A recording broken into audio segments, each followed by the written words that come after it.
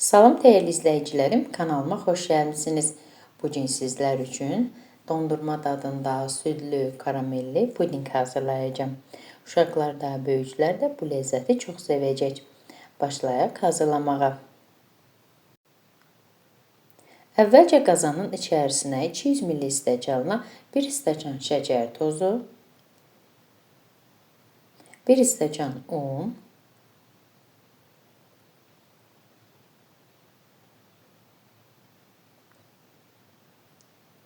1 ədəd vanilin,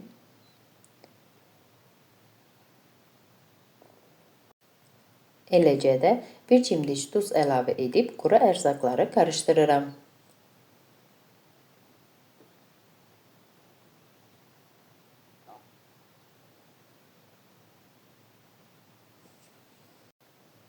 Daha sonra isə üzərinə süd tökürəm.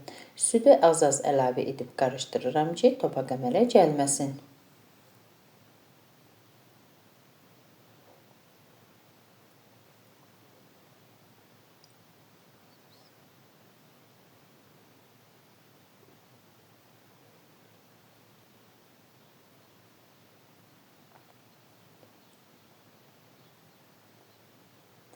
Yaxşıca çaldıqdan sonra südün qalan hissəsini də tökürəm və qazanı ocağın üzərinə qoyuram.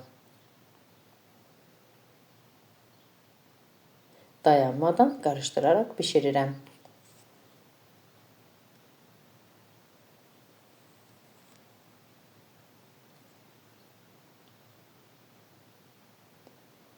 Qaynağa düşən zaman içərisinə 120 qram çərəyağı əlavə edirəm.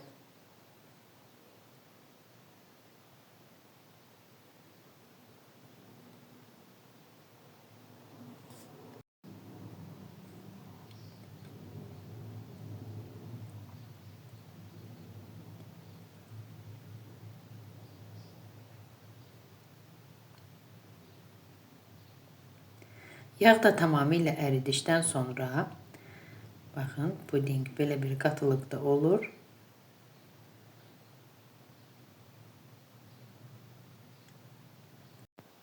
Bu zaman ocağı söndürürəm və pudingi ayrıca bir qabın içərisinə tökürəm ki, soyusun. İndi isə üzəri üçün karameli hazırlayıram. Qazanın içərisinə 1 stəkan şəkər tozu tökürəm və ocağın üzərinə qoyuram ki, karamel olsun. Qaşıq vurmadan qazanı tərpədərək karameli hazırlamışam. Gördüyünüz kimi karamel hazır olduqdan sonra qarışdıra bilərsiniz.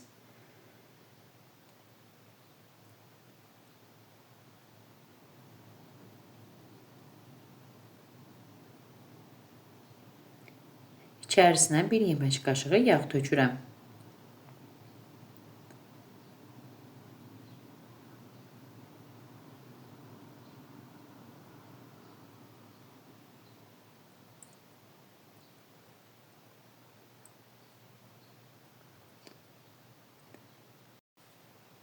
Yağ tam əridikdən sonra içərisinə 1 stəkan isti su tökürəm. Əvvəl karamel beləcə bərkiyir, daha sonra isə tamamilə əriyir.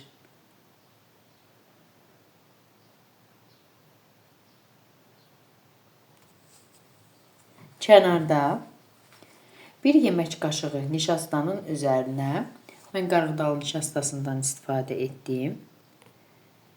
1 stəkandan 1 barmaq aşağı su tökürəm.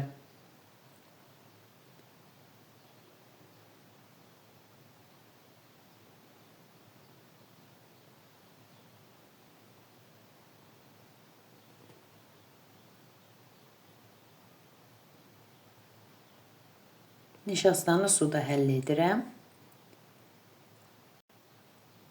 və qaynayan karamelin üzərinə əlavə edirəm.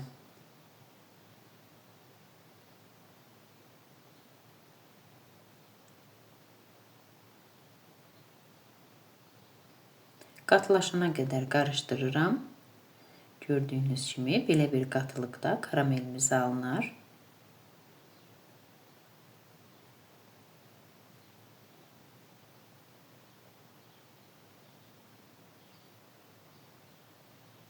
Karameli isti-isti pudingin üzərinə tökürəm.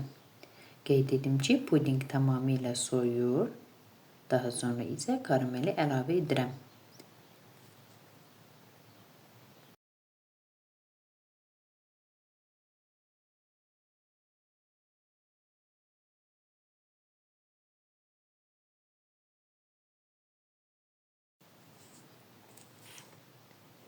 Qaşıqla hər tərəfinə gələcək şəkildə yaydıqdan sonra pudingi soyuducuya qoyuram və 1-2 saat gözlədirəm. Artıq mənim pudingim hazırdır. Boşqaba töküb süfrəyə təqdim edirəm. Əziz xanımlar, əgər siz də mənim reseptimi, kanalımı bəyəndinizsə, mənə abunə olub dəstək olmağı unutmayın. Sağ olun, görüşərik.